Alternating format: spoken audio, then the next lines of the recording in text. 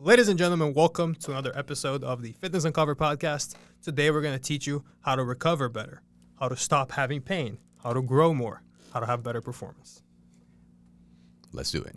Gentlemen, what is recovery in the first place? That's a great question to ask at first. Yeah. What does that even mean? Let's define it. I think you have a good. Andres always has the definitions. He just whips it out. You're so well spoken. A bunch of useless information There's a library in your mind just sitting around, and you just wait to pick it up. Yeah, man, I have too much free time. Plethora of knowledge.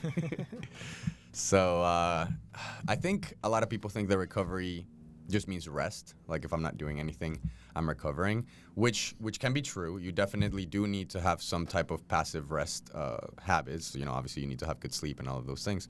But there's also things that you can actively do to enhance the process of recovery. So recovery is a process, obviously. And I think that in the field that we're talking about working out. So like, how can I recover from working out?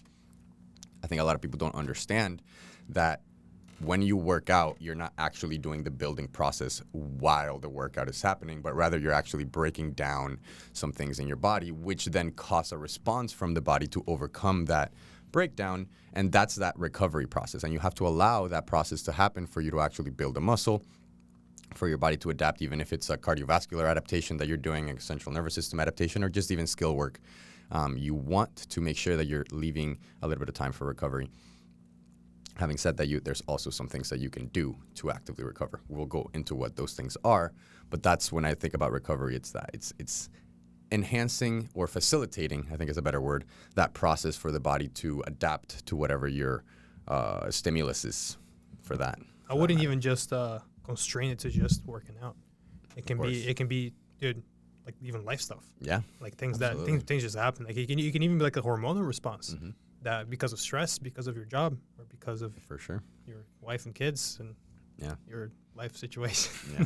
So, again, this includes also sports. Mm-hmm. People don't think about that. It's like, oh, the one basketball game that you played on the weekend, or the one time that you go to play volleyball with your friends at the beach. It's like you got to recover from that too. Mm-hmm. That's true. We're gonna touch up on all those things because, especially for sports, people don't see their sport as added volume into their training. And then they want to keep training like a bodybuilder and also play in their sport full time. Yeah. It's a lot to recover from. Yeah. Absolutely. Sounds applicable to me right now, man. A lot of running volume. Got my ankles hurting. Yeah. Oh, yeah. And even people that have hobbies. I have a lot of clients that are runners, not professionally or not competitively, but just they love to run. Mm-hmm. And I even have certain clients that have tried to manage the volume of what they do because they have goals in the gym, but they also have goals outside of the gym for whatever their hobbies are. So making sure that, especially if you're that person that you have several goals that you're working on at once, you want to make sure that recovery is a part of that process. So I think it's a good segue to the question, can you overwork yourself? I think certainly. Yeah. I think certainly. And I think a lot of people, especially in the climate today, it's very romantic to train harder every day. Yes. Gym 7 days a week. Yeah. Mm-hmm. Yeah. It's a very romantic notion, but I think it comes a lot, and this is not throwing any shade at any particular segment of the fitness industry, but it comes a lot from the old school bodybuilding era of I'll outwork anybody. And it's like, that's not what you're looking for, man. It's not like you want to work more. You want to work less and get the same results because that's efficiency. You know, be as most efficient as possible with your time and energy. Yeah. Right? Yeah. I think there's the post that you recently did about picking a good coach and who to listen to and stuff like that gives a big point of that, because what you just talked about, the bodybuilding community definitely had a big role in this way of thinking. The development of it. Absolutely. Yeah. I think that also what people don't see is that a lot of these people, especially the bodybuilders, when we're talking about that, professional bodybuilders, the reason why they're able to do these workouts and get so much benefit from them and keep growing muscle and not necessarily need all of this recovery is because they're also taking things that allow them to recover way better, on top of, like Nick's post said, the genetics of these people allow them to have recovery that is probably better than most of us. Drugs, by the the way. Yes, taking stuff, yes. Performance enhancement drugs. Yeah. Drugs. Say no to drugs, kids. They're definitely taking supplements, performance enhancement drugs that allow them to. So you want to explain why that is the case? Like, why is it that the drugs make it so that they can handle more work?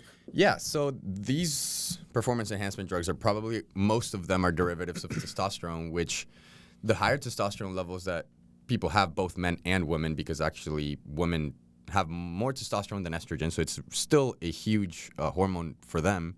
The higher your testosterone levels, it's going to help your recovery process quite a significant amount.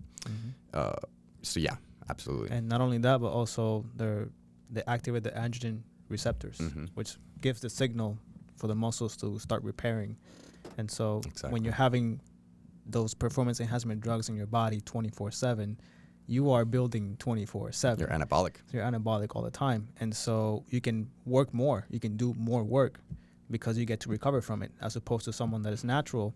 You kind of have to create your own drug per se, and that is sending the signal by training, but then you have to recover to allow for the stimulus to grow, the stimulus of what you just put to grow. So would it be safe to say, or at least true to say, that the benefits of a performance enhancement drug is not necessarily on the performance itself, but on the ability to recover from the performance? At least a big benefit, because I could think that there's definitely some performance during the performance. So do your workouts actually, can you handle more volume, like as in the performance standpoint as well? Volume, probably going to get stronger just even if your program doesn't change. I mean, there's a lot of things. Again, you could also probably make, attribute some of that to the recovery, because you're recovering better, your workouts are going to, but I think all of it kind of just blends together. It's even to the point, I even read this article a long time ago, probably like 10 years ago, about a study of two groups of people, a group that was given a placebo and then a group that was giving the performance enhancement drugs. None of the groups worked out. It was just to see if the performance enhancement drug built muscle without you even moving or working out.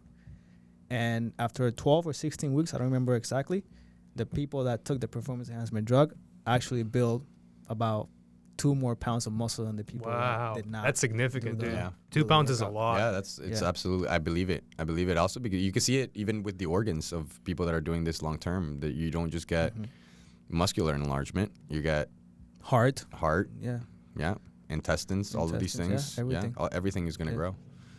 So obviously you got to be careful with those things. But yeah, absolutely, they're going to help you recover. So you're going to be able to do 2-a-days with crazy intensity and crazy volume as you please, especially if they're working up to it, because these people are just everything that revolves around their training. Which is why, by the way, bodybuilders that are enhanced, or at least I guess people in general that are enhanced, can get away with a more segmented split in their training. For example, having a bicep day, or having a tricep day, or a shoulder specifically, as opposed to like someone that is natural is better off having a upper or a lower or a full body. That's what I was alluding to when I was saying that we have to create our own drug, and that is by stimulating the muscle more often, because you stimulate it, recover it. Once you recover from it, you can hit it again. So that way you can continue to stay anabolic with that muscle and trying to grow it, as opposed to like what you just said, with the testosterone, you can hit it once and it's still being anabolic, and you can hit it the next week. And so you would almost have to do something like, I actually have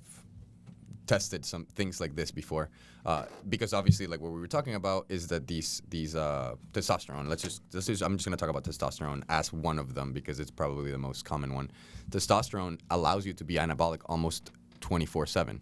So in order to do that, you'd probably have to split your 1-hour workout into like six 10-minute workouts, just so that you can throughout the day keep sending signals that keep you anabolic. On top of that, you have to, then meal timing would probably become a thing where you want to be, having those meals at a specific time. And at that point, that's your full-time job. Yeah, exactly. Exactly. By the way, I don't want this to be like, I'm not shitting on testosterone, because if bodybuilders or PEDs, or anything like that. we're just PEDs. explaining the truth. Exactly. Fit isn't covered, guys. We uncovered the truth. I would definitely say, if you want to partake in using these supplements, drugs, whatever you want to call them, you want to talk to somebody that knows what they're doing. You don't want to do this by yourself, or listening to the bodybuilder that's telling you to do it, or in the gym or whatever. You definitely want to make sure that you're seeking professional help, because these are things that you definitely want to make sure that you understand what you're putting into your body. The Olympia is happening right now, man. You think I'm not gonna want to watch that, like that's Yeah, absolutely. oh, like big fans, Absolutely. dude. Like be my guest. Absolutely. Yeah, 100%. So I was gonna say that, like you said, his post was really good because if you are just following your favorite social media influencer and that person looks like they take some stuff Mhm. and they tell you to do their workout, to buy their workout The program, with their volume, with their split of training, then their formula. then you might end up overworking yourself and Mhm. overtraining yourself. And that's why having a person that is there to coach you and not just buying a program from someone else is very important, because the person that can coach you, that person will make the adjustments that need to be made, because maybe the first week of the program or that influencer program might be too much volume. You might get too sore, and then you might not even perform better the next week. Mm. Or even you can get hurt throughout the whole weeks of training. Like let's say 8 weeks pass and you did the program, but now you have shoulder pain because you just overdid the training for your shoulders because you were following that bodybuilder's or that influencer's program. Not only that, but the deficits in the training as well. Like they don't include all the elements of training that need to be included for progress. They just focus on building muscle. It's literally just hypertrophy training, and it's very systematized, I guess is the word I'm looking for. Systemized. It's systemized. Yeah, it's like it becomes a one size fits all. And I say this all the time on my Instagram. You're only as strong as your weakest link. If you're not training your weakest link, that will always be your weakest link. That is all will always be your limitation. Yeah, absolutely.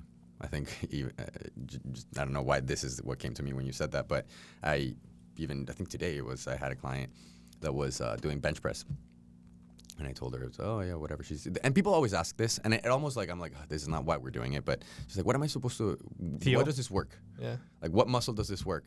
And I'm like, that's not even necessarily why I'm having you do this exercise. But I answer them. I'm like, okay, this is chest, whatever. And she was like, oh, I don't feel it in my chest. And I'm like, where do you feel it? She's like, triceps, I'm probably doing it wrong. I'm like, you're actually doing it decent. What's probably happening is your triceps are so weak that you're not feeling your chest, you're feeling your weakest link.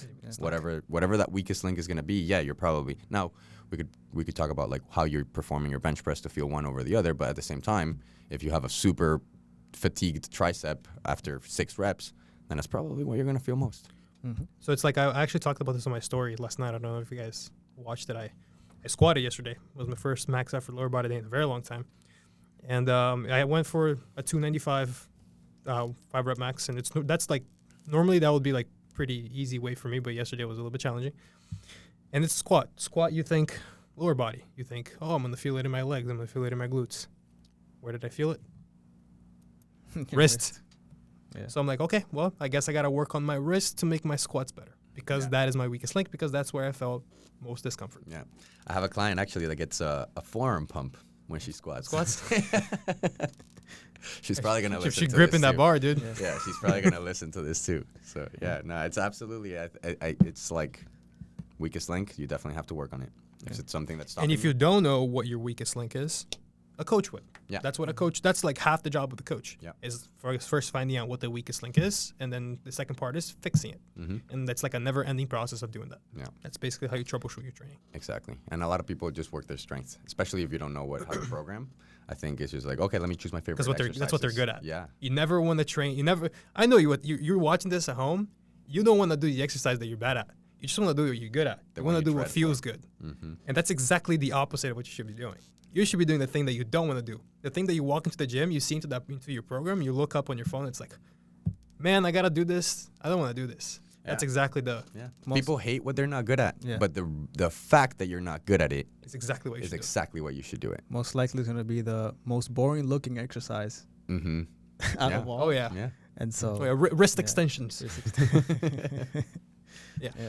There you go. So how do we know if we're overworking?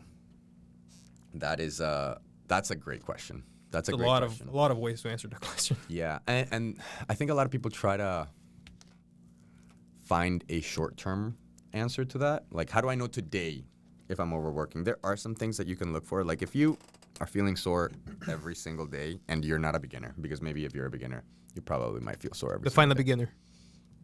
beginner. First 2 months of working out, perhaps. So First beginner. 2 months. That's Beginner, really beginner. beginner. Yeah, because the soreness, you shouldn't be super sore every day after, I would say like 6 to 8 weeks of solid training, it's probably gonna go away somewhat. Even when you have those slight changes in face-to-face programming, unless it's a big change, if you're doing some contrast stuff. But where was I going with that? You tell me.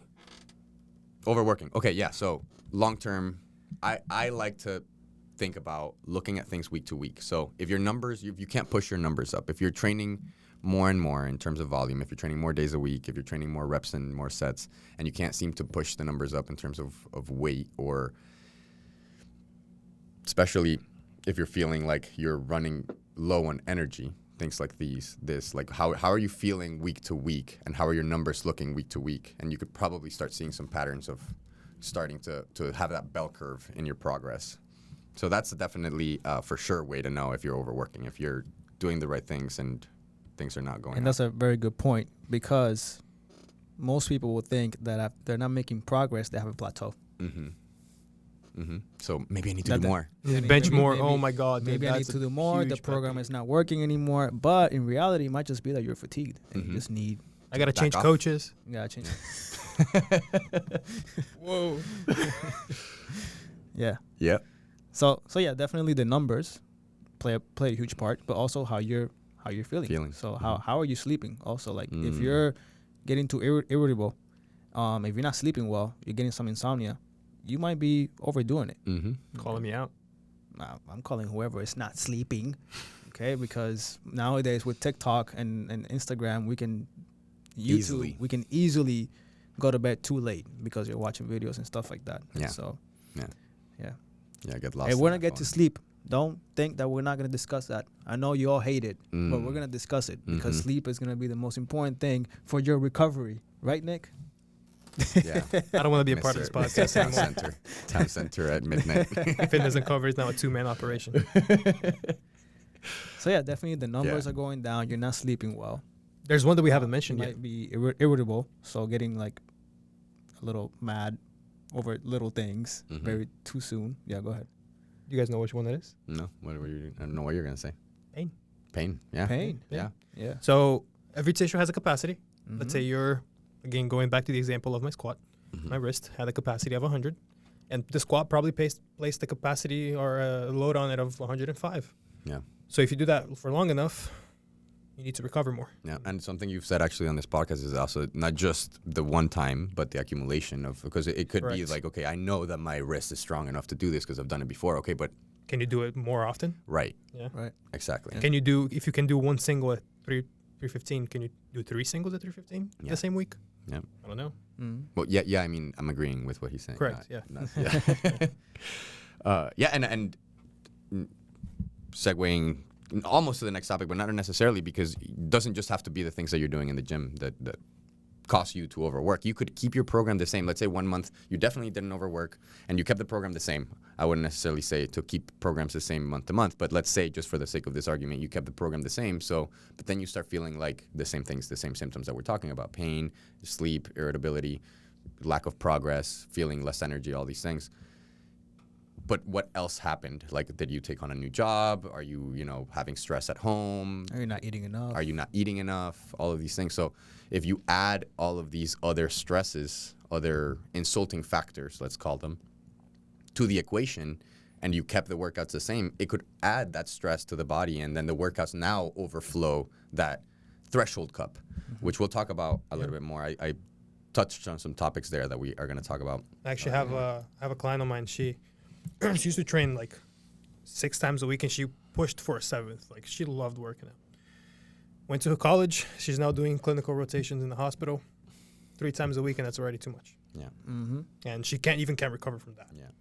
Going back to the athletes, that happens with athletes a lot too. Let's say that you're doing an off-season program. You can't keep that off-season program the same once they get to on-season. Oh, yes. Yeah, they're going to have a lot of more practices. They're going to have games. They're going to, and also just on season, you don't want to be necessarily shooting for PRs and things like that. Right. At that point, it's just Maintenance. about maintenance. Maintenance. Yeah. Building time Maintenance and performing and time.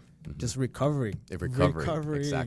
Exactly. So a lot of is these a huge injuries, like Nick says, these pains that come and these injuries that come is from lack of recovery. And so if you're in a sport and you're in season, you shouldn't be pushing for any PRs. Yeah. You should just be maintaining what you have, and then during the off season is when you build. Yeah. because exactly like what you just said, you don't maybe it's not necessarily that you're doing too much in the gym. Maybe you're just not putting enough emphasis on recovery. There definitely could be the program that is just ridiculously too much. Obviously, like I know that especially with powerlifters, you guys do the whole like not hell week, but you peak week, right? Right. So that's definitely going to be, you can't peak week every single week, 52 weeks a year. You can't do Well, that. you also don't want to. You know, yeah, So of course. You're also not Of building course not. anything.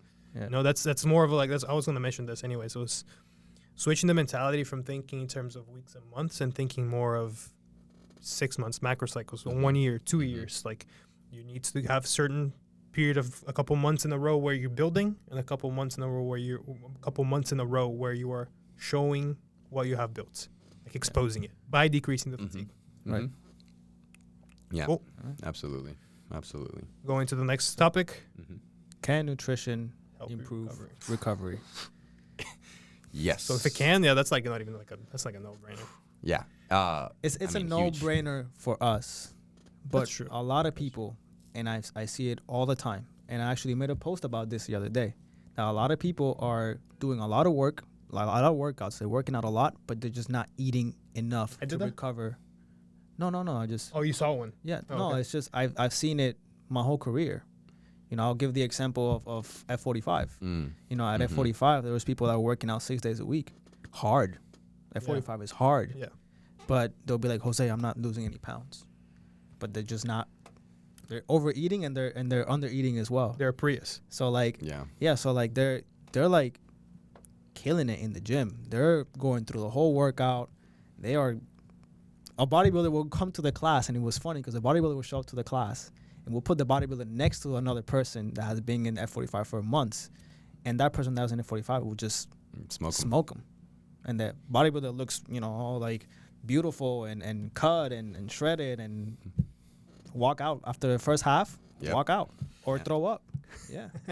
But the difference between the bodybuilder and that person is that the bodybuilder actually takes care of their nutrition and the other person doesn't.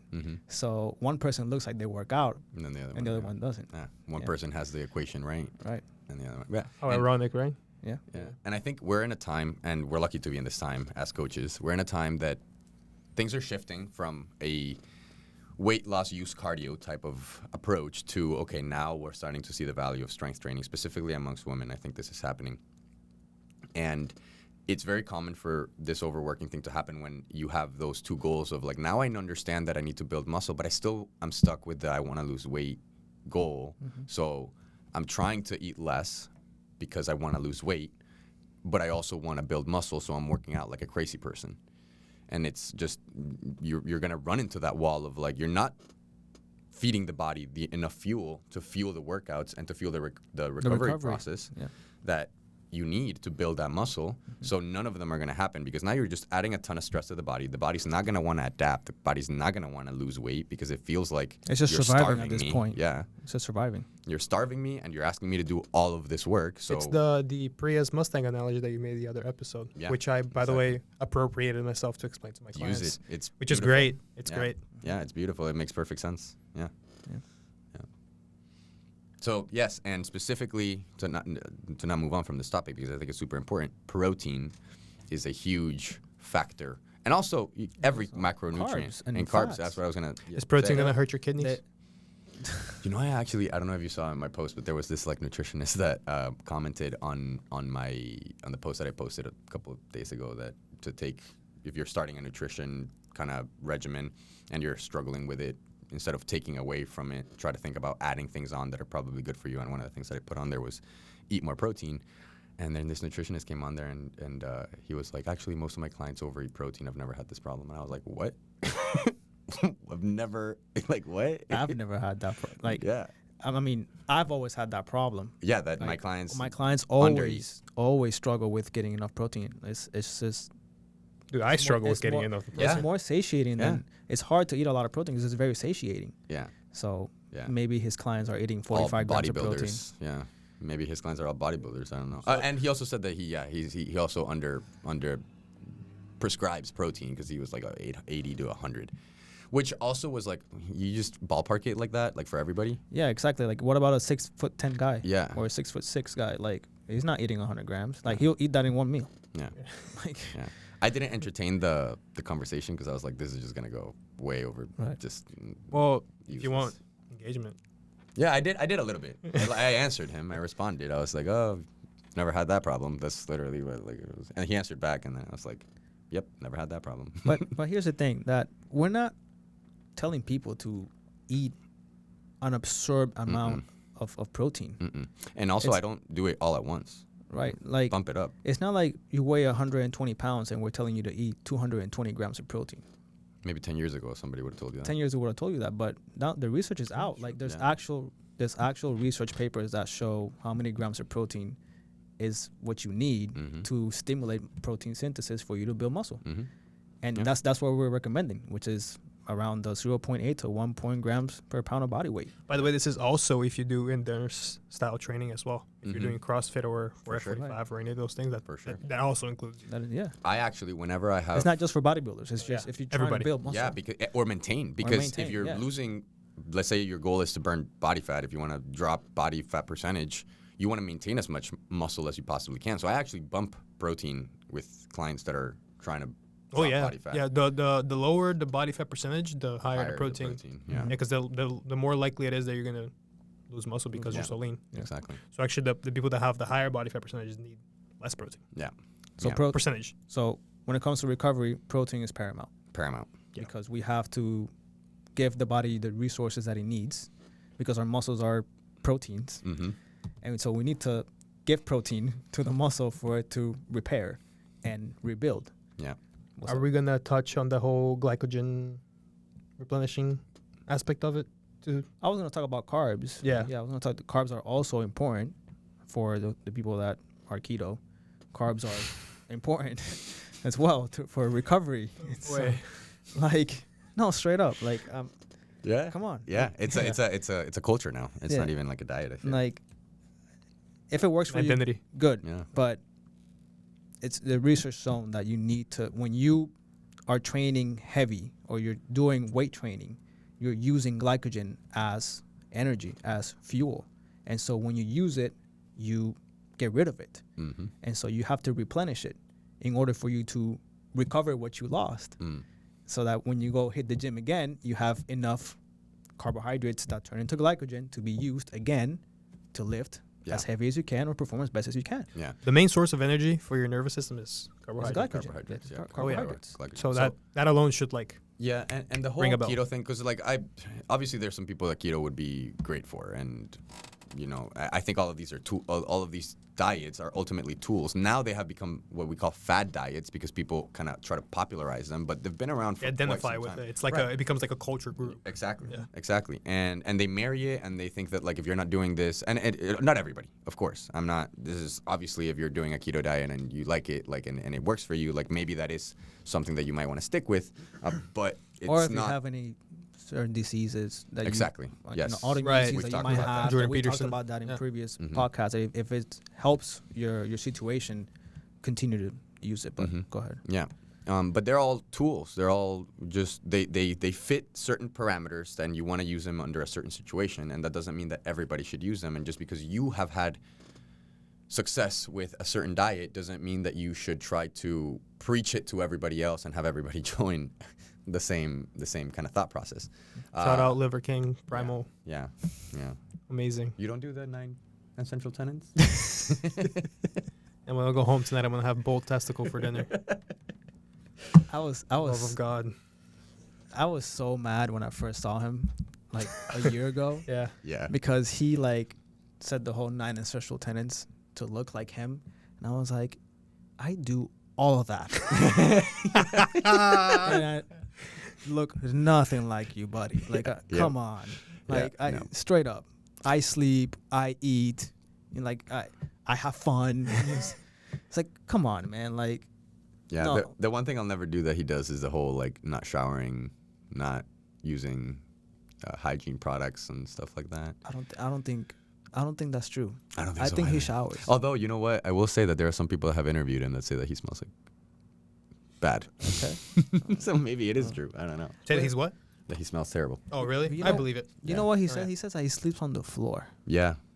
dude, come on, you're making $100 million a year. I don't think so. And look at his house, dude. Yeah, his House house, is he huge. has a ranch. How is he prime when he wears a backwards hat on every video? Yeah. Did they have backwards hats back in primal days? Apparently, dude. 9 assists for And I love shitting on Liver King, dude. It's so fun. Yeah, it's popular right now, so maybe it'll get us some more views.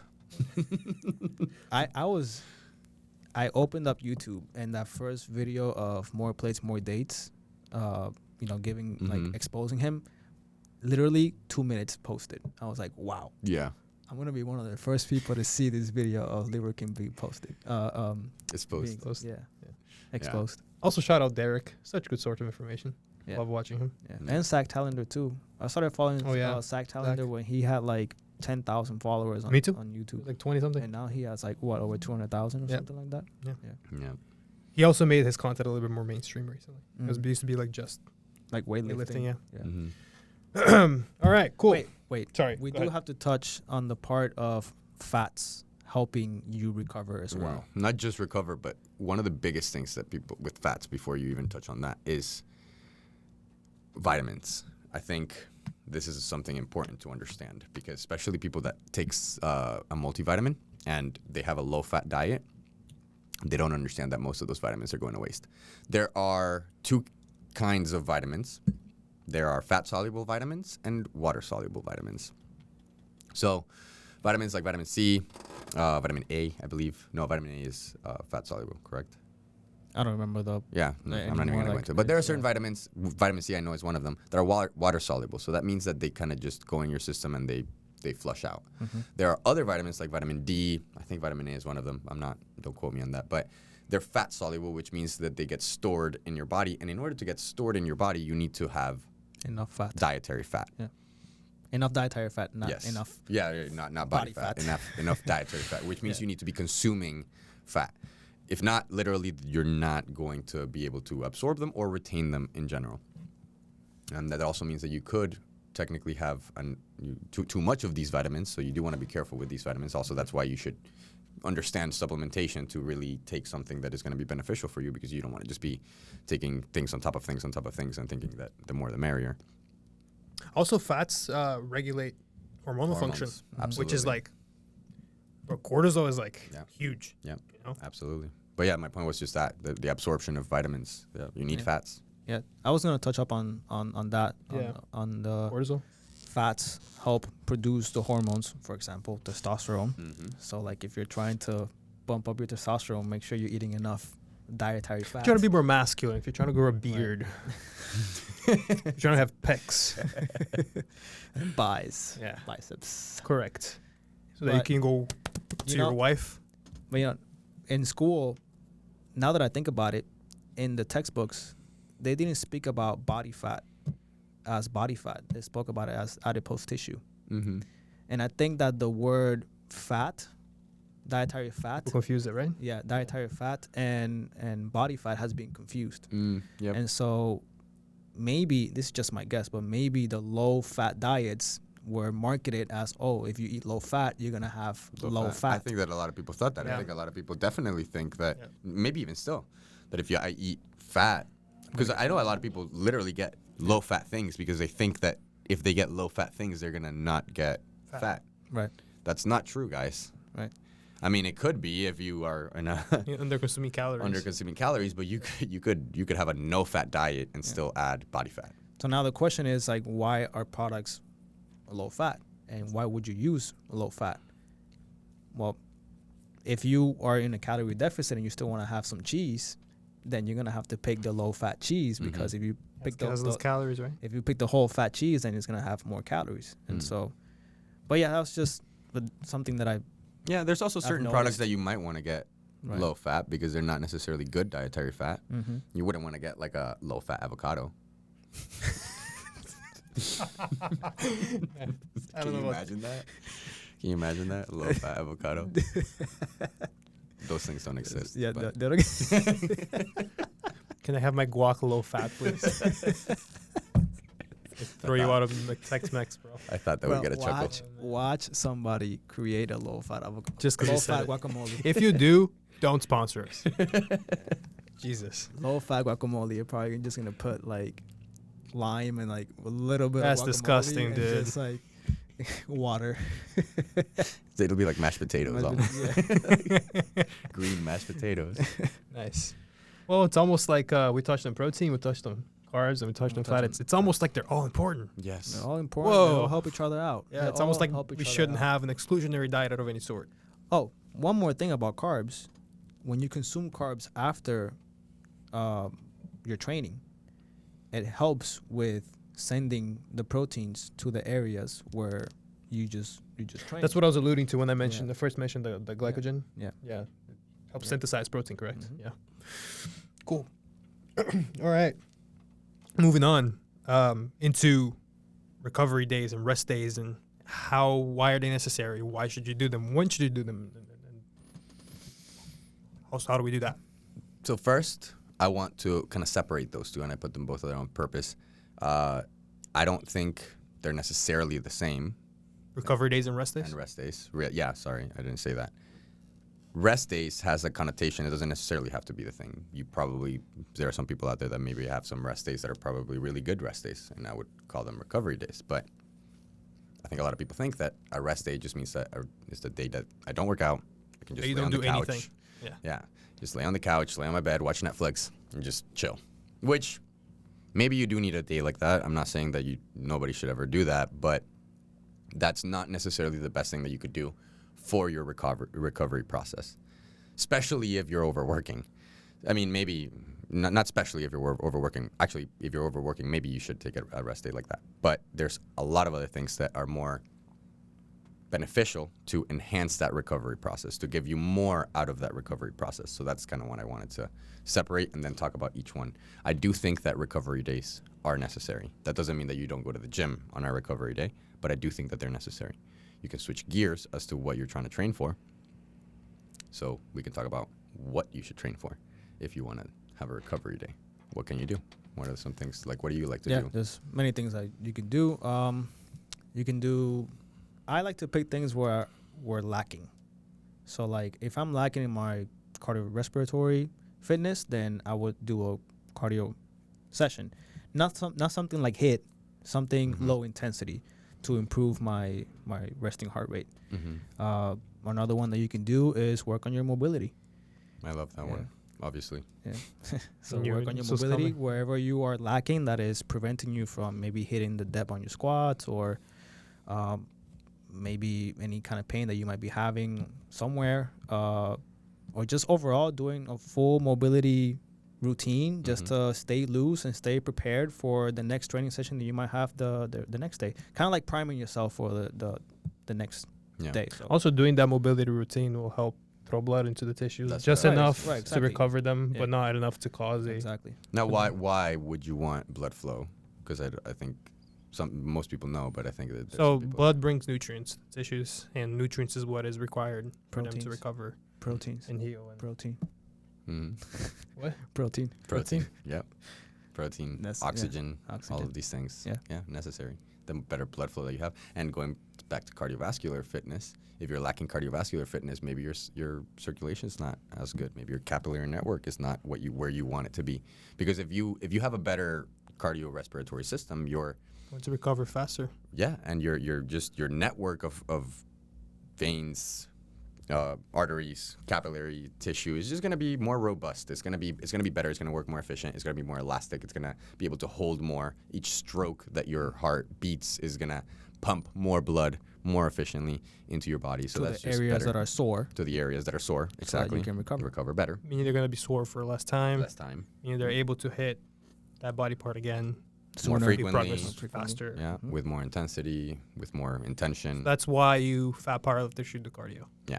That's how it is. Yeah. So and even so, like sometimes what I love to do if I let's say right now, for example, today I did this. We're doing German volume training at 1 where everybody's doing it. It's 2 weeks that we do a year of German volume training. German volume training for those at home is just 10 sets of 10. The way that we specifically do it is we give people 2 weeks to try to reach 1,000 squats, and we change the variation of squats that we might be using. Thank you. That's intense. It's super intense. So recovery, this is kind of why I wanted to do this episode, because I've been talking a lot about recovery with my clients, because I don't necessarily know if I would do this for individual people this way specifically, but I honestly think it's a really good character builder, and I guess people are super excited. I'm not the biggest fan of challenges, especially when they're like weight based, like who can lose the most weight and things like that. I don't necessarily think that's a great thing, because I think it honestly promotes the yo-yo working out, yo-yo dieting. It promotes that a little bit. But this, I think a lot of people benefited from it. Also, if it's just like 2 weeks out of 52, yeah, it's like. and you know who really benefited from it? I think more than people that are advanced, because I think people that are advanced actually have a harder time with 2 weeks of squatting every day. Because if you're squatting 300 pounds. Wait, hold on. You guys are doing 10 by 10 every day? Every day. 10 by 10 every day. Wow. Yeah. It's intense. Yeah, finish your Yeah. what you were talking about. And then I want to ask some questions about the Yeah. percentages. Absolutely. And, So we do have percentages, and like Yeah. I said, we have different variations of the squat on purpose. We use like chains and things like that just to have people like not have so much intensity and load every single day. But what the goal is, or what what I've been telling people, is that you don't have to come in and try to hit every single number, every single set, obviously. But what I was going to say is that people, especially beginners, benefited, I think, more, because whenever you're a beginner, you're not lifting as much weight. So if you're doing 10 sets of 10 for 10 days straight, and you're lifting, and let's say that your 1 rep max is 500 pounds, just to use an exaggerated number. There's a lot of people that lift more than that, but most people don't. Those 10 sets of 10 are going to suck every single day. But if you are still, because the way that we do our progression is we start people on a goblet squat. If you're still doing like 30 pounds on a goblet squat, you could do 10 sets of 10 every day. Not for a super long time, but it'll be good. And actually, people have, like the beginners, the people that are just starting off, their squats have just boomed. Not just in weight, actually not so much in weight, because towards the last week, the weight kind of just like halted, but the form. Yeah, you Their say that's- technique, the the skill mechanics, became just yes. became pretty good Amazing. because of the frequency so much that you're volume, doing. yeah, so much frequency and volume. It's just repetition, practice, because people start thinking about it like that. Which It's that, by the coming way, in. is Another- similar to what you doing during the powerlifting peaking season. It's just make sure that you practice movements as often as you can. Yeah. So for a recovery session as well, you can do a technique-based session. 10 by 10. Yep. It could be 10 by 10. I mean, it just shouldn't be something too taxing that would. It has to be something that won't affect your training session for the next day. And to answer your percentages question, we started people off at 50%, and we've gone up 2% every day. Okay. So you guys end up where? Like at 75? 75, I think is tomorrow is the last day, so I think we're at 74, if I'm not mistaken. Wow, Yeah. there must be. Those last few sets must be a lot of screaming Yeah. happening. Dude, that sounds god awful, dude. Yeah, I I'm not was even gonna doing- lie to you. I was supposed to be doing 10 sets of 10 today with, I want to say 245, but I couldn't do any more than 225, because even in the beginning I was like, nah, there's no way. Because of the fatigue that you currently have. And I haven't even done every day. Yeah.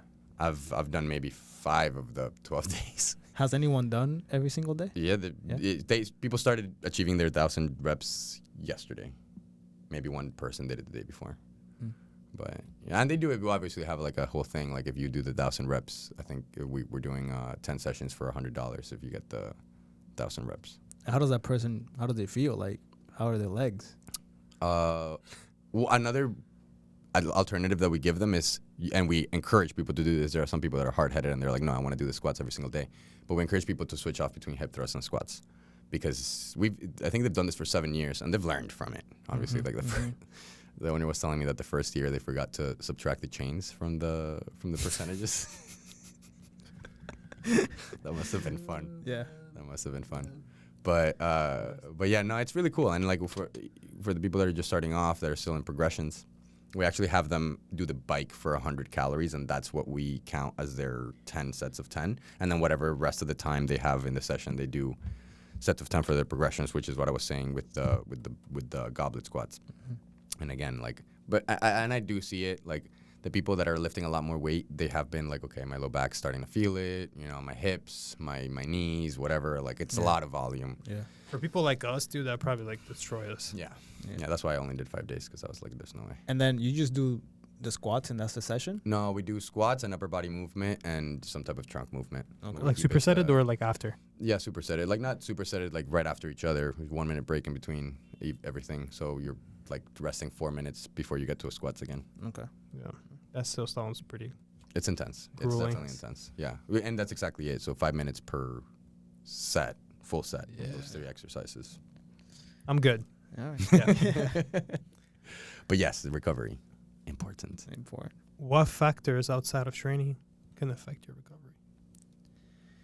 So many. Well, you think I already discussed Is it. that what we were talking about right now? We did touch on it. We touched on it a little bit. Is there anything else that we would like to Yeah, mention? I do want to kind of explain what we were talking about, because there is mechanical stress, which is what you do in the gym, or not necessarily in the gym. If you're an athlete, this also includes what you do in the field. If you are just somebody that has Or the court, hobby, or the or sand, the court, or the sand, or the street, whatever. the ocean. Some athletes out there. Yeah. That's mechanical stress. So mechanical, just physical, grueling work that you're putting on the body. Material, physiological. Right. Touch stuff. Tangible stress, I guess you could call it that. And there's also non-mechanical stress. This comes lack of sleep, which is what we were talking about. Stress at home, you know, your work life is stressful. You have something coming up. You're about to get married. I know it's super amazing. You're about to get married. Mm-hmm. It's super amazing, but it's really stressful. It's a big change. There's a lot of expectations, and not in the relationship, but just like planning everything out, the party, the event, the ceremony, like just everything. It's a lot. It's the pressure, It's a everything lot. coming out Yeah. perfect. So Yeah. all of these things can add stress, metabolic stress. Metabolic is just everything put together. Metabolic stress includes the mechanical stress. It includes the psychological stress. It includes everything that's going on. All of it falls under the same cup. So if you're having a lot of stress at home, which is why we were talking about the overworking, if things change at home outside of the gym or at work, it could affect, even if you don't change anything in your workouts, it could affect how you respond to those workouts. And it could push you into that overworking threshold. So, yeah, there are so many things. Absolutely, sleep is one of the biggest ones. If you're not getting enough sleep, if you're not prioritizing, obviously there's a lot of people that have really busy lives, and it's hard. I can attest to that myself, you know, trying to build a business that I'm building, the business that we're building, working 40 hours a week. I have a 4-year-old. I have a wife. I have a family to take care of. It's hard. It's hard sometimes to get enough sleep. I wake up at 4 a.m. every day. It's real tough. But yeah, absolutely, I can tell. One day of really bad sleep, I can absolutely tell how it's going to affect my recovery. And it doesn't necessarily mean that I did more during my day. It's just I got less recovery sleep. time. Yeah. So what are the things that we should focus on to minimize the non-mechanical stress so that we can spend more time recovering from the mechanical physiological we want. stress? Yeah. Having good routines, I think, is key. I know Jose always talks about preparation. That's huge, because the less prepared that you are for the goals that you have, the regimen that you have, then it's going to become stressful. I know I'm somewhat neurotic, which is also why I didn't say I'm going to try to do 1,000 squats, because if I would have said that, I would have tried to get the 1,000 squats. And with my schedule, I probably would not have been able to do that. And that would have just added non-mechanical stress to my life, because it would have stressed me out that I'm not getting the workouts that I'm supposed to be getting. So even that, not even the home things or the job things, just being neurotic like I am and not hitting a workout, that in of itself could be stressful enough to get your next workout to suffer a little bit. Yeah. Everything, all the points that you touched are exactly it, you know, and I guess I can only touch on the nutrition as well. You know, if you're not eating enough, that's going to affect you. I know we discussed this before in previous podcasts and this one as well. Like, nutrition is going to play a huge part. And so if you're eating less carbs one day and you're trying to do a heavy single on your squats or your deadlifts or your bench press, don't expect to break your heavy single RPE, you know, this week. If it happens, good. If it doesn't, then you know that you probably didn't sleep enough or you probably didn't eat enough. So yeah, that's a huge factor. Let's say work as well. And so at work, if you are having a deadline for a project and you have to do that, that's your priority. Priority is to get that done before your workout per se. Like, so you might have to make an adjustment with your coach. You might have to be like, hey, coach, I have a deadline due this week. I don't think I'll be able to do 4 days a week. Can we do 3? Can we do 2? And the coach is going to make the adjustment that it needs to be made for you to get a productive training session, at least 2 productive training sessions, so you can continue to make progress with your training. So that's why, like, I think programs shouldn't be cookie cutter. They have to have some kind of flexibility, because you don't know what's going to happen in your life from here to 12 weeks or even a month or even the next week. So you have to be able to be flexible with changing your program. And when you change the program, what are the priorities? Am I trying to, let's say, just an example, increase my squat? Then maybe we have to take away some volume from the bench press and leave the squat volume the same. So you continue to make progress on the squat while you maintain the bench press, because you're too stressed from work, or you have too much, or you're not eating enough, or stuff like that. So the programs might have to change from week to week, but the goal stays the same. Just have to make the adjustments. The factor that I want to bring up is thinking. Firing of neurons in your brain. I remember I saw this the other day. They were measuring how many calories people, grandmasters that play chess, wasted during their chess like championship matches. Spent. Dude, it's a lot. It's like thousands. Yeah. Just by sitting down in a chair for hours Brain and function. thinking about the game. That's crazy. Like, talk about like not moving and spending calories, dude. So what do you think entrepreneurs, what do you think engineers, what do you think salespeople are doing when they're working? Their brain is like firing, dude. Their brain's going crazy, thinking about 300 things at the same time. It's the same exact thing. It's like you're wasting calories by thinking. You're wasting your mental bandwidth by thinking. Yeah. And so that adds a lot of mechanical stress. So in order to prevent that, you're going to be able to have practices in your day-to-day life that are going to literally stop you from thinking. Meditation, go out on a walk, go on a swim. Having a habit around sleeping, I think, is important for people. Again, bringing up the sleeping subject. Not just like, okay, let me try to go to sleep earlier, but before you go to sleep, maybe trying to not expose yourself to too many screens. Maybe like a read book. routine. Yeah, having a routine that maybe an hour before bed, you start kind of winding down towards this routine. Maybe you start dimming the lights a little bit. And honestly, bro, like, guilty, man, because this is me, dude. I try to do that, and I sit down, and I'm like, okay, I need to do X, Y, and Z. As soon as I start, business idea, marketing idea, I want to do this, write this down, because if not, I'm going to forget for tomorrow. It's like, it's hard. Something that I do has helped out a lot, and I started doing it when I was in college, was to write down, before I go to sleep, write down everything that I need to get done the next day. Because if I went to sleep without writing these things down, it would just be on my mind as I'm trying to go to sleep. And my mind is just running, and it's just like anxious and nervous to, get all that stuff done. So I still write things down before I go to sleep. And then I put my phone down, and I'm like, time to go to rest. I just tell my body, time to go to rest. And I always sleep well. Yeah. Always. A huge one is alcohol.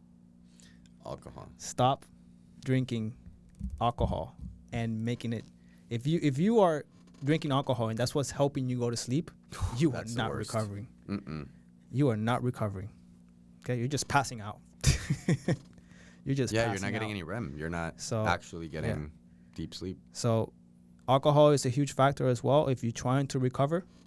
So make sure that you not just because of the sleep too, but bring down the consumption of it. Yeah, acetaldehyde is really what is so bad about alcohol, because it's a negative byproduct that the body cannot metabolize properly. So whenever you have it, the body just devotes all of its energy to metabolizing this one component that it has such a difficult getting rid of it, that it has such a difficult time doing that every other system kind of just takes a back seat. So, and on top of that, you're not getting good sleep, you're not digesting, you're not doing all of these things. So it's just a conglomerate amount of things that are affecting your progress when you drink alcohol. What you just said there, people need to hear it again. Yeah. Play that again. Like say it louder. again. Say it again. Say it louder and simpler. Because the thing is that once the alcohol is being consumed in your body forgets about anything else that it has to do. Its main priority is to get rid of that poison. Man, I'm not even gonna get started because you guys know how much I hate I this know, shit. I know. I thought Oh that you my would have God. loved. I thought you were already No, chimed in. I do, but I don't want to And, like. and this is a touchy subject because alcohol is a huge part Society. of It's society. Just You cultural. know, like it's everybody is looking forward for Friday and Saturday and Sunday brunch. Yeah, that's how people celebrate. If you have any good achievement, that's how most people celebrate. I have to go out and I have to have a few beers with the boys. Yeah, just because everybody does it doesn't mean it's good or right. Right. Yeah. I'm not saying never ever celebrate with alcohol. Right.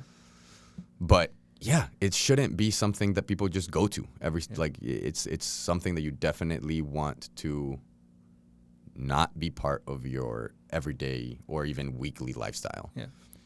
And I'm gonna be totally blunt about it. It doesn't serve you good for anything. And people will go on and say the whole red wine thing and the no. Dude, I saw the other day on Instagram that guy that screams a lot posted the other day. It's like, Yes. you know, drinking alcohol to get your heart better. You dumbass. You know what gets your heart better? Weight training and cardiovascular training. Yeah, ridiculous. Whatever benefit grapes may have, or the antioxidants that grapes may have, is completely negated by the acetaldehyde thing that I said.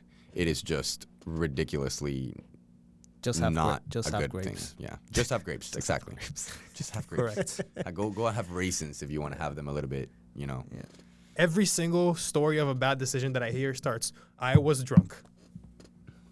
Absolutely, dude. Absolutely. Now, let's be real. We're talking about this. No one's gonna stop drinking alcohol. If you already drink alcohol in your life, most likely you're gonna continue to drink it, unless like something really happens that you totally leave it. But let's say we have clients that still drink alcohol and they do it socially. What do you recommend these clients to do of when to consume it and when not to consume it? Okay. I want. I'm not gonna answer this question because I just tell them not to do it.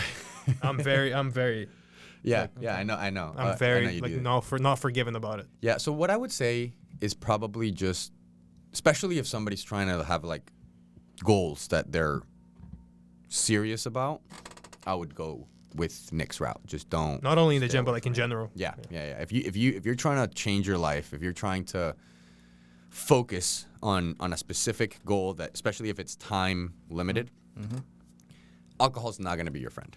Because and also depends on how you respond to alcohol, because some people can deal with alcohol a little bit better than others. Especially age, I think does definitely. This is one of those things that like age will definitely have a factor in how you respond to that alcohol.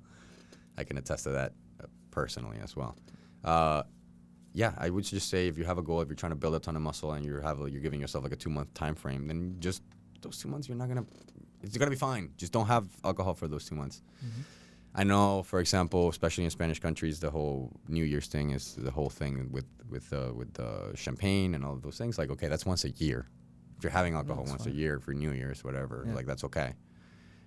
I wouldn't even want to say it's okay, but that's acceptable. That's not gonna completely throw you off your progress. But I think it's just like a personal choice. Like, how important is your progress to you? How important is your progress to you, and how important is this night? Because it's such a short-term reward. Well, people are gonna say that their progress is pretty important to them, because if they don't say that that's the case, then Why do? everybody thinks that of them. But is it really though? Like, Is it? are you being real with yourself when you say that? Because if you were, you'd be acting it out too. Yeah. I think it's just know. Just know. And be real, Understand, dude. yeah, and be real understand with it. yourself, man.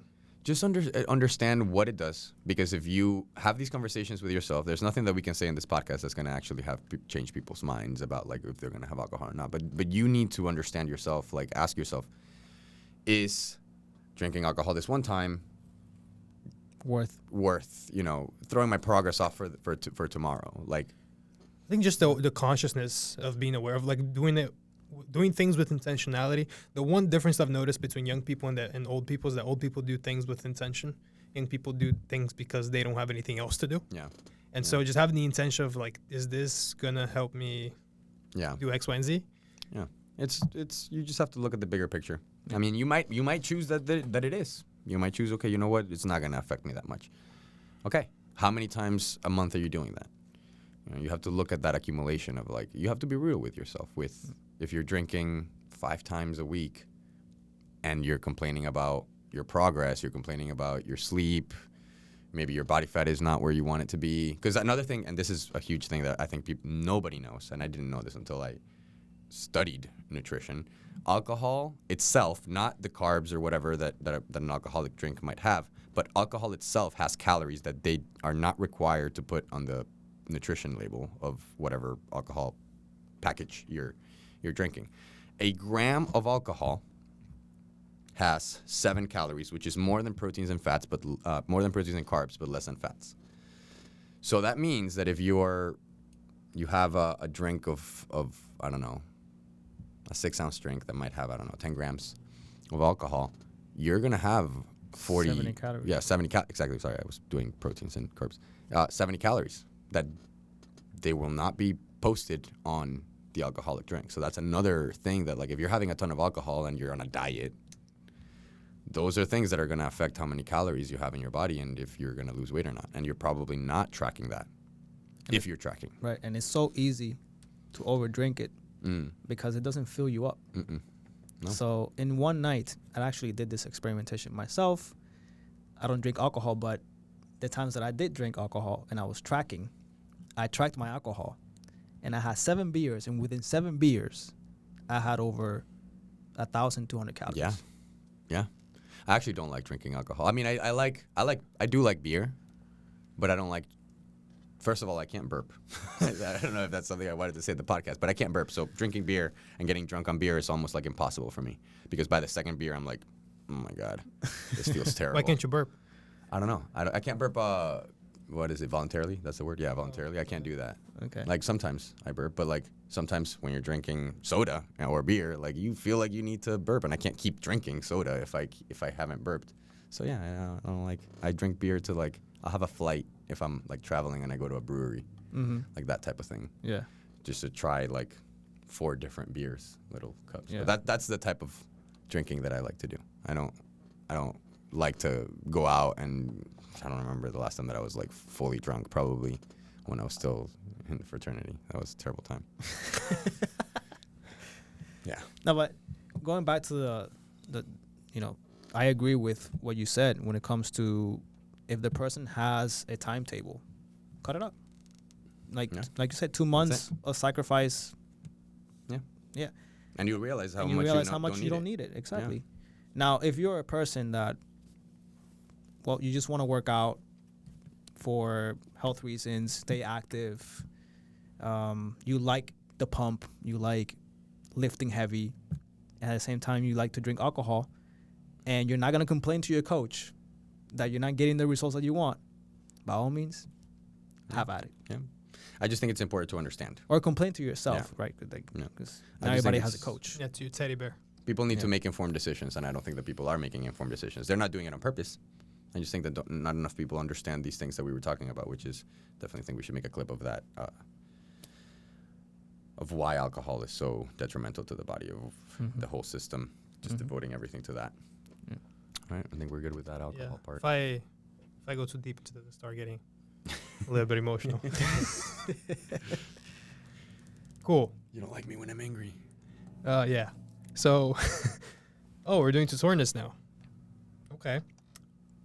You worked out with a lot of mechanical stress on your muscles. Things hurt. You're sore. You can't move. You walk out of bed the next day and your ass is in pain. Sit on the toilet. Andres, Jose, how do I make the pain in my ass go away? Move. Ooh, most of the things that we've been talking about will help. And so, first off, don't train your ass the next day. And if you do, make it light. Make it very, very light. And just throw some blood in the ass. Yeah, just pump. Very little. Pump it up. Very little. Yeah. That's one way to start driving blood circulation to that area. Another way is to sleep. Another way is to eat the proper amounts of protein, carbs, and fats. I don't know what else. What if I come up to you and say, Coach, I want to go get a massage in my ass to get it better. Is that gonna make my soreness go away? What type of massage? Soft tissue. Soft tissue massage. Soft tissue. What do you think, Andres? I think, okay, so I'm going to answer this. So I think with massages and soft tissue work, if it helps, maybe do it. Like if you've done it before and you're like, okay, it helps with the soreness, why not? I mean, I don't think that you necessarily need to go spend a ton of money. Like how much are massages? They're pretty Right. expensive. I don't think you need a massage. Got the upwards of $50. Yeah. Yeah, it's like 60. If you really like For that 30 type minutes, of yeah. if you really like that type of modality, you could just get a foam roll and do that super inexpensively. But I would just say move. Like if you're really sore, you want Agreed. something that's even more inexpensive, do some cars. All you need is your own Agreed. hip. That's it. Do some Control articular cars. rotations for those of you that have not watched all of our episodes. or our Instagrams, Or Instagrams. anytime in the Yeah. past like 6 months. Yep. Yep. Yep. Which, by the way, you should. Yeah. FYI. Yes. Yes.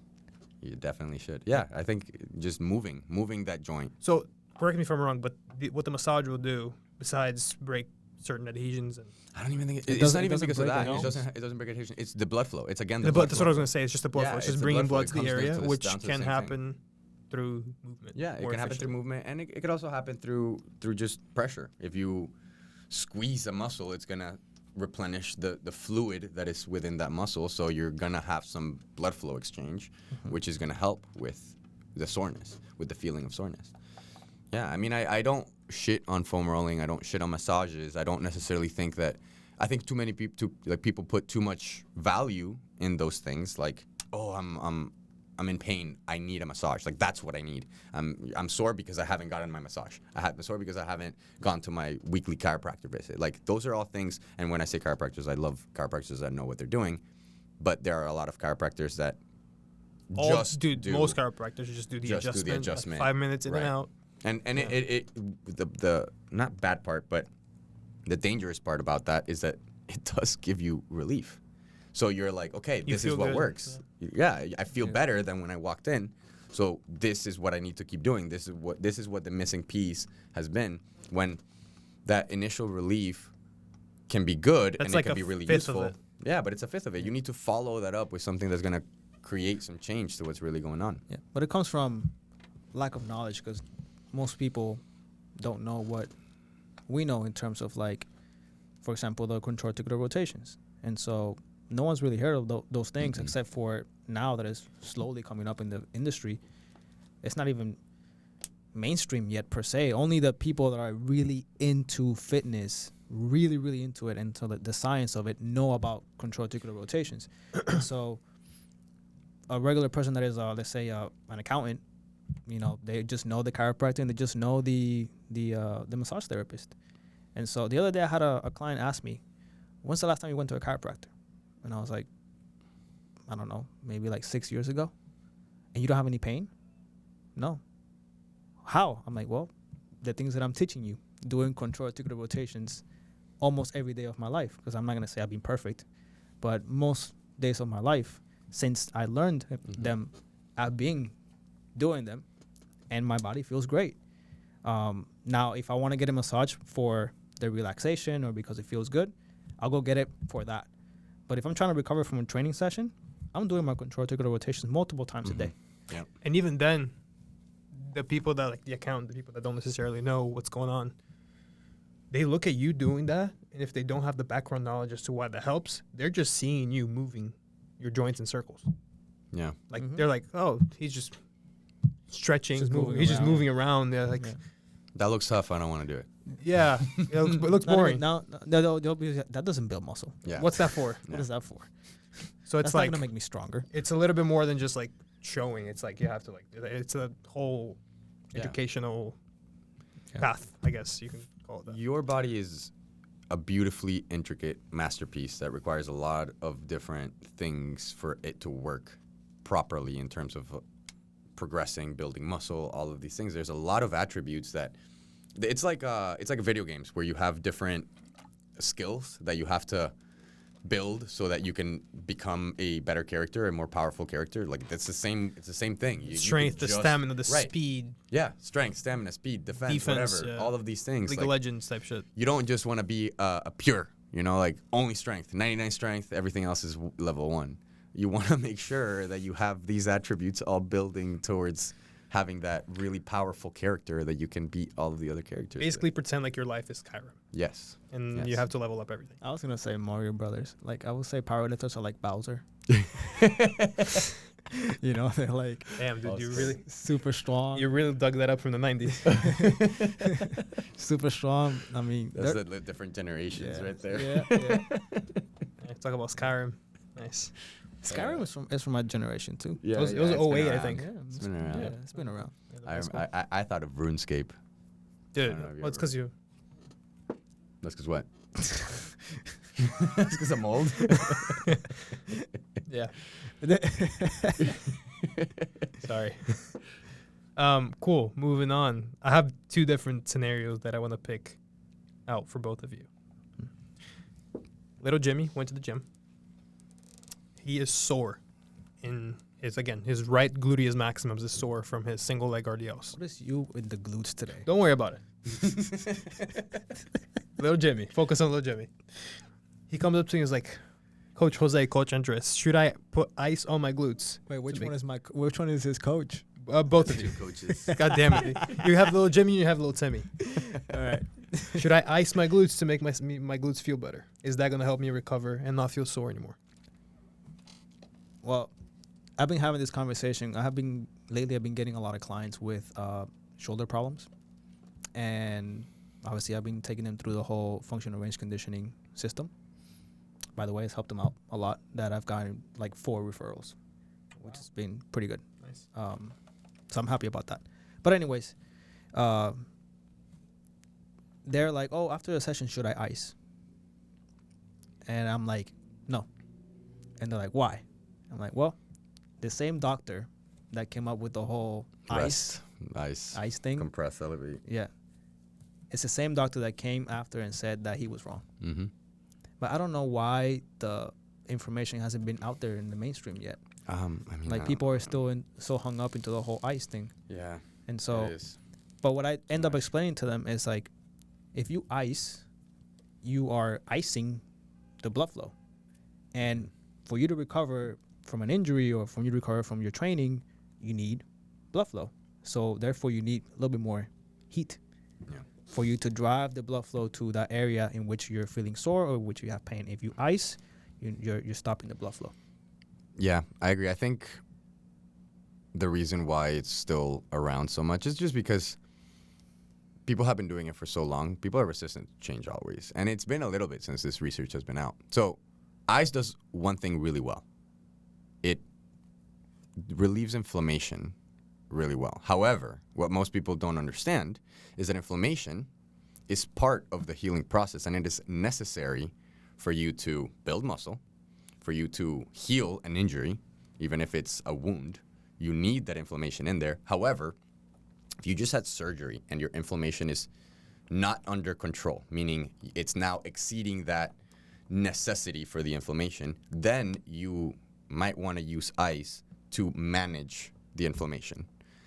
This will also slow down that healing process because it also brings the temperature down, so your blood flow is not going to be as quick through your body, the circulation, which means you get less nutrients to the injured area or the area that's trying to build muscle, and it's going to slow that process down. It's also going to blunt the stimulus that you just sent. So if you're building muscle, let's say you do or you're trying to get more range of motion, you're trying to build tissue in general, and you just did a really efficient, effective training session, and you go and you ice it, you're going to make that stimulus not as loud. So that's a good way, I think, of explaining it. That's an interesting point that you bring, because what do you see after an NBA game has happened Ice. or a practice? The boots. The boots. They just put ice on their Chiropractor. Or What is it? after- Cryotherapy? Cryotherapy. Or when you see a CrossFitter, after a CrossFitter finishes their workout, they just jump into the ice bath, and it's like a routine type of thing. And so people watching YouTube or TV see that and they're like, oh, that's what I'm supposed to do. I'm supposed to train and then get into my ice bath. I'll say this. I have read some research on mitochondrial adaptation from contrast training like that, from contrast baths or ice baths and things like that. Like hot cold? Yeah, right. So, or just having your body be able to withstand more extremes of temperature could be beneficial for you, but not for the reason that people think that it's beneficial for you. It's not because it's helping you heal or whatever, taking the pain away of this training session or injury or whatever you might have. It's because of what I was just saying. It's gonna make you a little tougher. It's tough to take an ice bath. It's tough. So it's gonna maybe have some even psychological benefits in there, but it also will have some mitochondrial adaptation benefits. Mitochondria is the powerhouse of the cell, all that stuff. What is it going to do for the mitochondria? So it's going to increase, from what I've read, it increases the ATP production in the mitochondria, which is going to, we've touched on ATP before. It's why creatine is such a good supplement. It actually helps your performance. It's going to help your recovery. It's going to help just how much muscle you can build, energy production, all of that stuff, brain function even. All the functions in the body require ATP, so it's good. Which is why everybody should take creatine. Yeah. But yes, I don't know exactly how accurate. I've never tested it myself. I've never done this type of training. I know like Wim Hof is kind of like what I'm alluding to. I don't know if you guys have I've heard of heard of him. And so that's the whole. Yeah, the breathing. Yeah. He's the guy that can be like bring down his heart rate or something. Yeah, temperature, like crazy. And like just pretty much be dead, and then just it's crazy. It's crazy. So again, but he's not out there preaching that you should rest, ice, and elevate. You know, like he's not doing that. He's doing it for these things that I'm saying. It's completely different benefits that you might be having, which is just mental. Yeah. So I want to paint the second picture for little Timmy and little Jimmy. Little Timmy and little Jimmy were both in the gym. They tripped on the dumbbell that his gym partner left. They both fell on their face. Terrible gym partner. Yeah. They hit their head. They want to ice the injury that they have in their head. Is that going to help them recover from a impact injury as much as it would help them recover from a workout, if at all?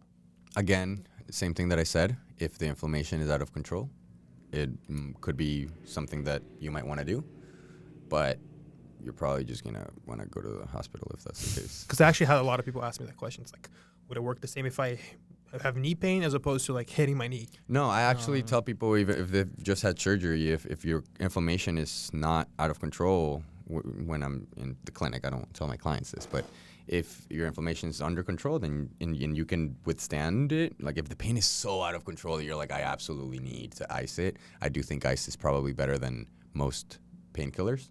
But yeah, I would say if you can tough it out, it's probably going to be better if you don't use it again. The blood flow is going to be your best friend. The best friend in that case. Are you talking about the person getting like a bump on their head? Correct. Well, in that case, like that's a lot of inflammation. Yeah. Like Andre said, like if the person has a lot of inflammation that is not under control, then yes, it's like everything. Too much of a good thing is a bad thing, and so if the inflammation is too much, then you have to bring it down. But inflammation is still good for you, like Andre said. Yeah. But not too much, like your head. You have a second head coming out of your your face. Yeah. So. And I would even say in that case, you're not trying to train your head. You're not. So you could ice it, and it's not gonna affect your training stimulus, and also it's not like a joint where like you're recovering from a knee injury where like moving your knee is gonna be affected. So you want that blood flow to be there as much as possible. You definitely want blood flow in your head, but yeah, you could probably ice it and be all right. Nice. So I guess that wraps the whole ice discussion up. Yeah. Yeah. Cool. Glad Squat University is here, portraying that information out for the mainstream. Yeah. Only ice when necessary, guys. Yep. Cool. Touching on the last few subjects of today's episode, going into the topic of deloads, when to use them, how to use them, why does nobody do it, and why does everybody get pretty much fucked because they don't. Yeah. And everybody that has done them is like, oh my God, deloads are amazing. Yeah, correct. Yes. And most importantly, when. That's, I think, what's like most people's question. It's like, number one, they don't want to because they think it's boring. But number two, once they do accept it, they have to. Like, when and how often should I do it? Yeah, I think to add to the boring statement, I think people think that they're going to halt progress or even maybe go backwards in their progress. Make the most progress. Yeah, absolutely. I love whenever I do my deload weeks because I know those when you work the weeks, least and progress the fastest. Absolutely. It also, I feel, from my own personal experience, it resensitizes my body to respond more to changes in progressive overload. So if I've been progressively overloading for, let's say, I don't know, 6 weeks, 8 weeks, and I take a deload week, and then, or maybe I say sometimes I've even taken 2 deload weeks, and then I come back to try to push the weight or the volume or whatever up, my body seems to respond more to changes. That goes back to the point that we made in the beginning of the podcast where you were saying that how do you know if you're overworking? So like if you're progressing, but after 2 weeks you're not progressing anymore and you see your performance decrease or stall, it's not that the program is not working or that you're plateauing. It's so the fatigue is so high. Now it'll be the perfect time to do a lower intensity week so your body can recover, maintain what you've gained. And when you come back, once you have recovered, your body's going to come back with a better efficient nervous system and the muscles repaired to hit the next training block to continue to make progress. Like Andres was saying, like he feels stronger after the deload because he's fully recovered from the training that he did in the previous 4 to 6 weeks or 8 weeks or whatever. So basically it can be strategic as well, like as in timing purposes. Of course, like for example, for a powerlifter, that's very important. Yeah. Like what timing of the deload, because that's how you peak. Yeah. Or your competition is you deload more over time, hopefully super compensating right before that day, so that basically the fatigue that you accumulated over the course of the entire few weeks leading up to the peak week, that fatigue rebounds into increasing performance. It's a little bit hard to explain without the graph, but basically with the fatigue that accumulates over time after the peak week, you have an equal response in terms of performance on the day of the competition. Yeah. And that's why us powerlifting coaches struggle with like timing different clients with different peaks. Sometimes it's a little bit like nerve-wracking with it. Yeah, that's where that's where you become a really good coach, when you learn your client and you know how much of a deload, like how much intensity you gotta back off from them for them to peak correctly for the competition. And also when, you know, because you read articles online that they say, oh, take a deload every 3 weeks, take a deload every 4 weeks, or they say take a deload when you need it. And so the strategy has to change between person to person. And so some people And get away with more. yeah, definitely. can get away with more. Yeah. I was actually going to talk about exactly that. I think that it's probably good to have a little bit of both of what you just said, where you have scheduled deloads during your program where like, okay, after every so often, after every so often I'll take a deload. But sometimes your body will let you know too. Like if you, like Jose was saying, if you're not progressing, you keep trying to push that weight up and it's not coming up and just you're stalling, maybe take a deload then. You know, and maybe it's not time for a scheduled deload, but talk to your coach. Or if you are a coach, then program that for yourself. Or I actually think that like if you're a coach, you should probably have a coach too. I think it's probably a good idea. Yeah, we all have had them. Yeah. Yeah. I think it's always good to start on the safe side, deload every 4 weeks or whatever measurement you want to do, and then slowly try to push that. Next block, try to do 5 weeks consecutively. Yeah. The block after that, try to do 6. The block after that, try to do 7. Oops, 7th was too much. Go back into 6. Yep. And then keep going on Exactly. the same process. Yeah. But that process can still change. Yeah, you can try again in like a Because- year. Well, I'm saying because if the person, let's say, switches jobs and gets a more intense job, Yeah. You or might have to do it life more often. gets more stress, so like you might have to do a deload instead of like every 6 weeks. It might have to be 4, or something like that. So it all changes. Like it shouldn't be, like I said, cookie cutter. Like just every 4 weeks. No, like if you're a beginner, you don't need a deload after 4 weeks. Like Yeah. you can actually make a lot of progress. And usually I speak to my clients. I'm just like, hey, how are you feeling this week? This is the 4th week you've been training. How are you feeling? And they're like, I feel good. I feel strong. Okay, let's go. If not, I've learned to not trust much of their input like that anymore, because I've had multiple cases where they say, "Oh, Nick, I'm good, I'm fine." Third day of the 5th week, shoulder pain. no, but I mean, for me, I always see their videos and see how the bar is moving. Like if the 315 from this week is moving slower than the previous week, that's an indication. Even if I asked them, hey, how are you feeling? I'm feeling great. I'm feeling great. And I see that 315, like, Grinding it up. I'll mention, I'm like, hey, the 315 looks slower than last week. My recommendation is to bring down the intensity for next week. You know what we used to do in Next Level that I wish I had the tool still? We had this tool that measured Measurement? bar speed. I picked it up. I saw it there. Yeah. Yeah. It's very- and, very cool. Yeah, and we used to have sets where we didn't have a certain amount of reps that we would prescribe. We would just prescribe bar speed. And as soon as that bar speed fell underneath. That's so sick. That's awesome. Yeah. I'd love to do that. Yeah, it was such a useful tool. Yeah. Yeah, you saw it. Yeah. I forgot what it's called. Do you remember what I it's do called? not remember what it's called, but they showed me how to like. How to use it. Work around it and I have everything. one.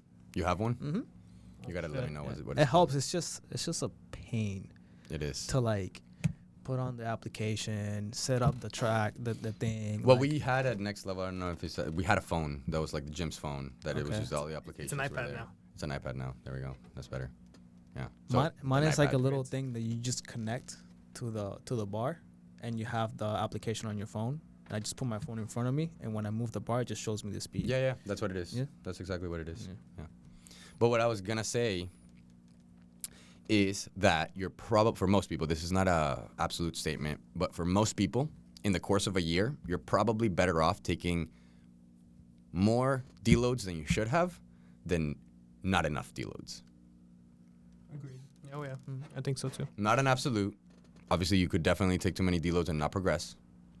But in general, you're probably better off taking Better safe than sorry. more deloads than you should have than not enough. Yeah. It's a tough topic because every coach has their Preference. belief, their Yeah. preference. You know, that I hear some coaches, like for example, like the barbell medicine guys, like they're like, oh, like we're trying to do as many weeks as possible without a deload. So sometimes I'll go like 8 to 9 weeks, no deload.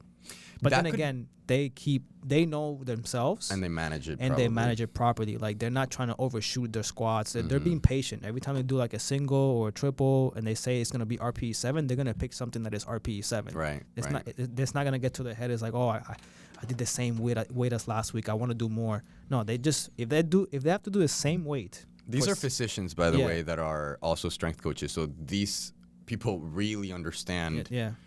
these intricacies of training. Yeah. And yeah, So sometimes they'll do the same weight for 6 weeks in a row. Mhm. 315. Well, they do more. They do like 630. Yeah.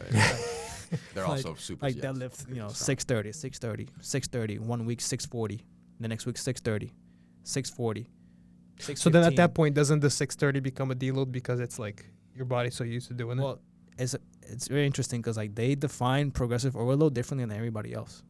How do they define it? They define it as when the bar becomes too. Let's say, for example, the 630, right? They do 630 RPE 7. Next week 630 RPE 7. Next week 630 RPE 6. Next week 630 7, 6, 5, 4. They're like, okay, it's RPE 4. I'm supposed to stay in the 7 range.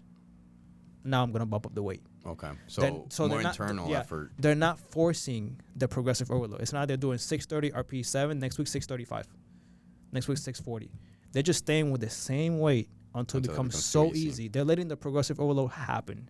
When it happens, then they go up in weight, and then they do this. They repeat the same thing. That's interesting. Mm-hmm. That's awesome. I like that. That's probably super useful if you're super strong. Right. Yeah. Yeah, because that's a really good way to manage. Yep. mechanical Also stress. mentally too, yeah, because you don't think it's like the whole like in your head about the PR about a number that you've never hit Yeah. before. It's Yeah. like, oh, it's the same as last week. Yeah, and it's Which is making not it faster. so limiting in terms of like, oh, this week I'm supposed to go up 2%, and I couldn't because again, a lot of factors with recovery are gonna play a role in that. I think it's a amazing strategy.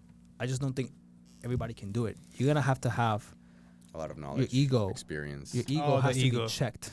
Your ego has to be checked every week because you know what it is to see the same weight for 6 weeks in a row that hasn't come up, and you're a powerlifter and you're trying to increase your max. Yeah, and you have Like, to like that's You the have to type stay of patient. person that has to love being at the gym because most people want to see some type of progress, and that's the reason why they're at the gym. Like I could just go to the gym and hang out all day. I Oh, yeah. love and like just continuously do some exercises. Like I love being at the gym. I love working out, and I would go even if it didn't have all of these physical benefits. Mm-hmm. But most people wouldn't do that. Yeah. I wish more people would do that though. But yeah, Wrapping that up with supplements. supplements. Supplements for recovery. We've mentioned one. We mentioned two. think one, creatine and protein. Yeah, I don't Well- even know if I like to categorize protein as a supplement. I know that there's a supplement powder that you can Yeah. get as protein, but it's a macronutrient. Okay, let's rename it then. Whey. Whey protein. Whey protein. Whey protein. Correct. Yes. The most anabolic proteins. Yeah. Yes. yes. Casein. What else we thinking? BCA. I mean, if no. if you're vegan, Yeah. maybe Electrolytes. vegan protein is better than BCAAs. But yeah, electrolytes, that's a big one. Give me more. Well, the one that we Multivitamins. already mentioned that we didn't mention just now is creatine. Yeah, Most of that that's like the everybody- biggest one. Yeah, creatine is So yeah, creatine is like number one. That's number like one. Absolutely. take it. Once you have your protein intake in check, it. absolutely, creatine is number one. Yeah. Even if you don't have your protein intake in check, because obviously, honestly, like even cognitive benefits that creatine gives you, even if you don't work out, you should take creatine. Yeah. Yeah. absolutely. Yeah. And the last one that I had mentioned is just multivitamins or whatever vitamins you are deficient in, Mm-hmm. Yeah. which Yeah. that is very important. And in order to know what vitamins you're deficient in, you would probably want to track. Or get a Your foods. blood panel. You get a blood panel, yeah. Get a blood panel. Yeah. Yeah. I would say tracking probably give you more benefits. So Yeah. Tracking what? food. Tracking food. Yeah, and so understanding like what you're intaking, because I think another way that you could do this, I actually encourage people to do this, is to not just jump to the multivitamin, not just jump to the vitamin that you're deficient of, but try to learn how can I get more of this vitamin from Fruit. whole from foods. Yeah. Yeah. That was specifically a case that I was struggling with on my last prep. And then this man was like, Nick, you got to eat some spinach and kale. Because I had like no. Yeah, he had no fruits or vegetables. He was just like straight up rice and chicken. Chicken, And like, yeah. I had a. Like pretty- he was hitting his macros. Like it was good, but there was no Nutrients, yeah, micronutrients micro- there. Yeah, I'm not a really big fruit guy, unfortunately. See, that's why I do like fruit, but even with eating fruits and vegetables, sometimes there's certain micronutrients that I like. Iron. I have a really tough time getting enough iron. It's just not something that you find like in big amounts in foods. So I like to implement some, going back to the Liver King thing, I like to implement the 9 ancestral tenets.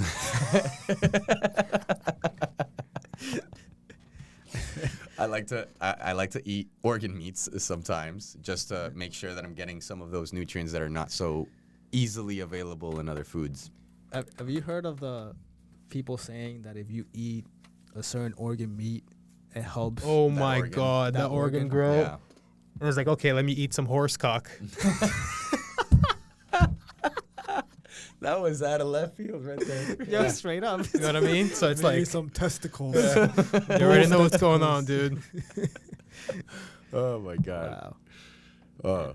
Oh. Yeah, I don't know about that, but you should definitely have micronutrients. And not eat horse cock. Yeah. I don't enjoy eating liver, by the way. I don't enjoy eating. So it tastes pretty bad.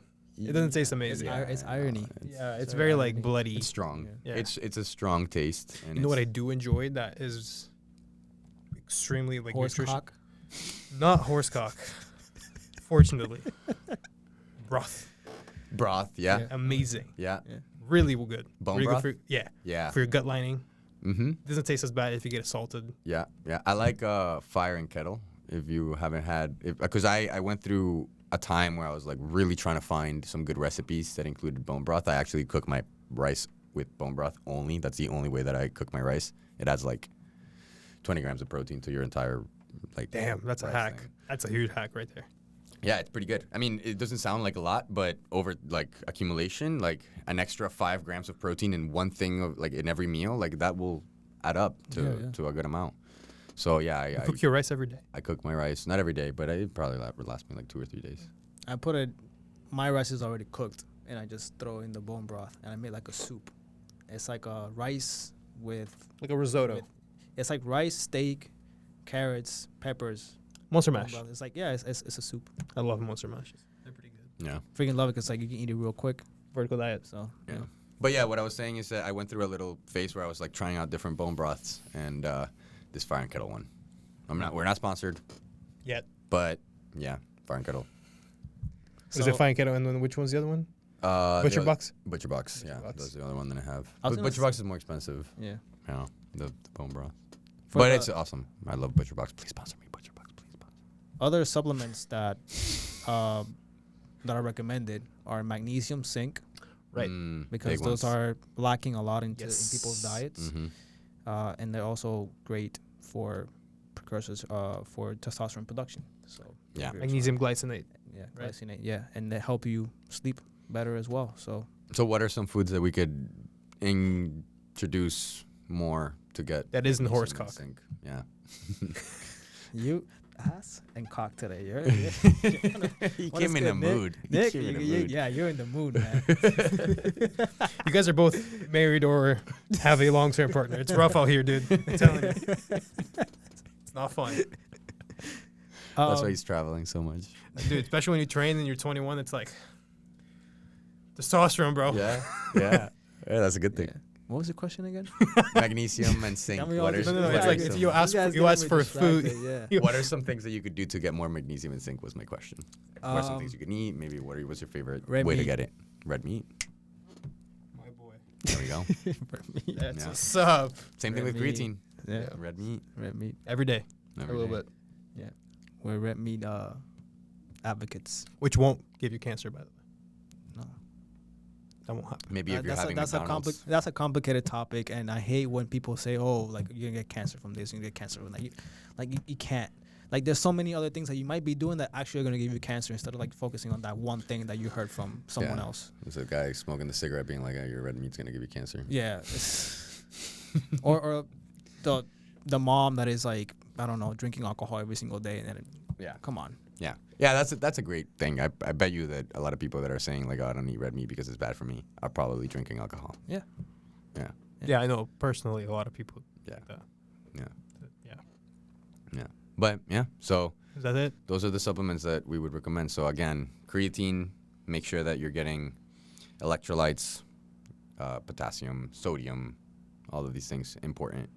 Then you don't necessarily need to go and get supplements that have these things, but you just having more of them in your diet. Mm-hmm. I think potassium and sodium are some big things too. I think people think that salt is bad for you. Sodium is bad for you, so they try to cut it out. Sodium is extremely important for the body. You absolutely need to have sodium in your diet.